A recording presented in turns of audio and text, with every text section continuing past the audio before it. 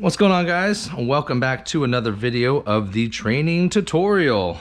So the next video here we're going to do is going to be very basic, very simple. We're going to be going over prep for the vehicle on how to get it prepped and ready for window tinting, assuming that you're just going to doing the sides and the back. A little bit different prep for the front windshield, nothing too crazy. So we have here a 2024 Honda Civic. Clearly it's already tinted, but I'm just going to use it as an example here. So whether you're going to be working in small quarters, right, you're working with whatever you can work with, or you have a huge area and a huge shop, ideally you want to be able to open up the doors. Oh, maybe I should get the keys. 1 second. So ideally you want to be able to open the doors all the way and test it out, see if you can. So right now I can't with that one. This one I can, no problem. And coming around here, we start getting a little tight. You know, double check and test here. Look, I can't open the door all the way. I'm gonna be running into this metal beam right here. Another option here. You know, I'm running into the air compressor here. So what can you do here? A couple options. If you're working in close quarters like this and you can't open all the doors all the way, that's totally okay. What you can do is you can shift the car to one side. You can open up both doors, do these doors, maybe do the back window, and then shift the car, move the car to the other side and give you access to this side. It's always best if you can open the doors all the way, open and freely, with no obstructions so that you don't hit anything. It gives you the most room to work with, but sometimes that's not the best situation. So let's say you're kind of getting to the area where like you might ding something and hit something right there. What I would most likely do is I would get a microfiber towel. See, I have one right here. I would get a microfiber towel, maybe hang it over the handle like this, or maybe possibly wrap it around like that. So whatever's hitting, so I'd bring it down a little bit more. So whatever hitting would be protected, right? So I'm not gonna be banging directly on the metal or anything else like that to kind of cushion the blow. That's a good trick if you have tight quarters. So first thing, try to get the car into a position where you can have the doors fully open or in a comfortable position, or have it protected. So if it is hitting something like here, it would hit this box. Clearly, I would just move the box. But like this, say it was a metal box that I can't move, you know, I would cover up and do a couple layers on that microfiber, and where the car hits, I would just cover it and protect it with a microfiber towel. That way, we're not doing any damage to the doors while we're working on it. Okay. Next ones that I like to do is for the driver's side, I'll go ahead and lean it all the way forward. I typically go in through the passenger side to do the back window, so I don't need a lot of room here, and I usually go through that door. But if you like coming through the driver's side door, then what you can do is you can go ahead and move the seat all the way up and lean it all the way up. And we're gonna do the same thing to the other side. Like I said, try to move things out of the way if you can, just to make it a little bit easier for yourself. So let's go ahead and move that. That way I can open this door freely. Ooh, almost freely. All right, lean forward and scoot forward all the way. So now this, you're leaning the chairs forward and sliding them forward. It's gonna give you the most amount of room in the back seat. These back seats get real cramped real quick. You wanna give yourself the most room is because maybe you're doing a Frankenstein versus a reverse roll or a butterfly roll. And if you're doing a Frankenstein, your arms are all the way out and you're gonna need that room to be able to pivot. And I'm gonna show you a bunch of different techniques in regards to reverse rolls or butterfly folds or Frankensteins to get the film in there. So back seats forward, or front seats forward and slid forward. Also, when you are doing that, remind the client and let the client know, hey, just to let you know, we did have to move the seats so that we can install the back window. So just let your clients know, like, make sure you adjust your seat accordingly so that you're in the proper distance. Because one thing you don't want to do is you don't want to slide it back all the way, not let the client know, and then they don't know and they can't reach the brake or something like that. It could get dangerous quickly. Here's another great example. This is my son's car seat, right? If you see a car seat in the car, you got to clear the back window. Go ahead and take it out. Unclick it, undo everything, take it out. The trick with car seats is you take it out and you let the clients put it back in. Don't ever put a car seat in by yourself, because myself, I have 2 kids, and I know pretty much how to put in every seat belt and every seat and everything. But there's a lot of configurations, and God forbid that you put it in incorrectly, and you just tell the client that. You're like, you know, we take them out, but we have the parents put it back in so that they know that it is put back in correctly. So, and it's probably a little bit of a pain in the butt for them, but better that they put it back in and it's incorrectly versus, you know, a tinter that tries to put it back in and it's not correct, and then the baby's in there and then the seat falls over. That's just it's a nightmare. So don't do that. Remove the car seats, remove anything from the back area. Now again, I come in from the passenger side, so if there's like a pair of shoes right there, I would put them on the floor here because they're not going to be in my way here.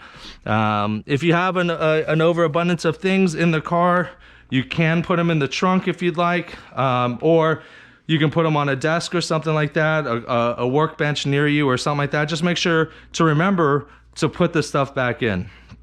Also, this one, you can't remove the headrests here, but if you can remove the headrests, go ahead and take the headrests out. Sometimes you got to go into the trunk to pop the backrests to lean them forward so you can pull them out all the way, because sometimes they're like, those metal rods are deep seated in there and you have to lean the seat forward, and things of that nature. So this is how I would prep the interior. And exteriorly, what you really want to do and what you're looking for is that we're just trying to, whether you're going to be hand cutting or whether you're going to be plotter cutting, you know, most of the time you're going to have to be shrinking on these cars. So another thing we can do, hold on one second. Now you can use just your soapy water slip solution in your spray bottle, or in your spray backpack or spray tank, things of that nature, or you can use glass cleaner. Again, the objective is that we're going to want to clean this glass, so go ahead and just spray it down with whatever you want to do, whichever you like, and you're just going to go ahead and give a good wipe down. You're going to give a wipe down on the glass itself, because that's the surface area that we're going to be working with, and the surrounding areas as well. Surrounding areas, so that we don't bring contamination into our work areas. When we do shrink and we get to the shrinking portion, the film goes on the glass side. The liner is typically out, so that when we do shrink and play with the film and work the film, the scratches that we put on the film is going to be on the liner side, and we remove the liner. So the reason why we clean the glass prior to tinting it is so that we can remove any dirt and contamination that could potentially be on the glass surface, because the window film is going to be touching it next. So make sure you get it nice and clean. If you have anything, sometimes you'll get overspray on the back windows if it's an older car that's been in the shop. What I like to do is I can take a 1-inch razor blade, or I can also take like a 6-inch Triumph blade, and put it into my side swipe, and you can go ahead and scrape it, because you'll feel if you put the film on there and you start shrinking and it's like braille-y and dotty, that's because it has overspray on it. So you can wet the glass down and then basically scrape it with a 1-inch razor blade, a brand new 1-inch razor blade or a 6-inch Triumph blade, and then clean it again and put the film down there. And it'll be good, because if it does have overspray on there, it won't let the film lay back down. You'll try to card it and it won't lay down when it's shrinking. So that's very important. Same thing for the front windshield. If you're going to be doing the front windshield, determine if you need to bring the windshield wipers up. So if I pull these windshield wipers up right now, I'll clear up here, but they'll actually hit the hood of the car. So if that's the case, maybe put a little protection here, and then maybe put a wedge or something underneath here, so that you're not damaging the hood of the car or the wipers or anything else like that. Or see if you need to do it at all. This windshield's already tinted. It's a 30% on that windshield. It's my windshield, so it is what it is. So here's the line right here.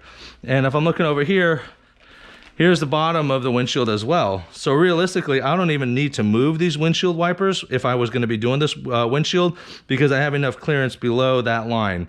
But again, if you need to move them, you can move them. If the windshield wiper, just be careful. If the windshield wiper is going to hit the hood, then I would suggest to maybe protect the contact point right there, and then use like maybe a hard card or a wedge or something like that to pull that wiper up. So be creative. I've seen people use like half a tennis ball or something of that nature.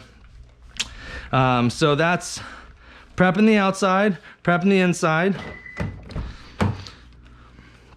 When we get in the car, I'm gonna move this back, and this is probably better to do first.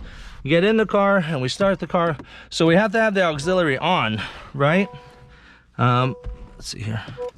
So we have to have the auxiliary on. So a couple things that we want to do is that we don't want to kill the battery. So what do? The air is on, go ahead and turn the air off. If the radio's on, roll that volume down. If we have the lights on, notice my lights go on when I turn the car on, go ahead and click that off. Okay, so then now we don't need to start the car, but the auxiliary does need to be on so that we can control the windows. So what you don't want to do on a new car, it's not that bad, but if you're working on a car that's about 4 or 5 years old, 3 to 5 really, you're coming on to the tail end of the life of that battery. So keeping the auxiliary on without the engine on doesn't keep the alternator going, which rejuvenates the battery. So eventually you could potentially drain the battery to dead, right? So some things we can do to avoid it is like turning off the light, turning off the AC, turning off the radio so the music isn't playing, things of that nature. Those are all things that you want to do before you start working on the vehicle, so that you don't kill the battery, because that's also another pain in the butt thing to do. While you're working on the car, another thing too, if you have the keys to the car, a good thing to do is throw maybe a microfiber towel on there, keep the key on the hood of the car, on the roof of the car, or maybe the hood of the car. Don't ever close the doors. New cars, it's okay, because you can't lock in most new cars you can't lock the keys in, but the older cars, I can't tell you exactly how old, those are the cars you're gonna have to worry about. An old trick, tinter's trick, is that you never close the last window or you never close the last door without knowing and having the keys in your hand, because if you close that last door and it's too old of a car and you do lock the keys in, then you're gonna have to like jimmy the door so that you can get in and try to unlock it. If you know how to open a car, if you don't know how to open a car, then you gotta call like AAA, and it's a big ordeal. It's kind of a pain in the ass. So best thing to do, don't lock the keys in the car. But yeah, I'd say that's in a nutshell, I'd say that's pretty much how you're gonna want to prep and be prepped for it. Once you do that, once you get the radio off, the lights off, the AC off, slide the seats forward, lean the seats forward, giving you maximum room in the back seat. Take out anything in the back seat that may be in your way. Take out the headrests. Those are going to help you so that you have access to the back glass. And then exteriorly, make sure you wipe down the glass in the surrounding areas so that you have nice clean glass to work on. And also double check to make sure your clearance on your doors, so that you're not banging anything. If you're gonna bang something, move the car to maybe better work in your favor, move the object, and if you can't do either or, then get yourself a couple microfiber towels and cover yourself on that impact location. That way you protect yourself. You don't want to damage anything as well. So I hope you guys liked this video. If you liked it, give it a thumbs up, and if you guys have any questions, concerns, comments, go ahead and leave it in the comments below. And we have more videos within the tutorial series. So thank you so much.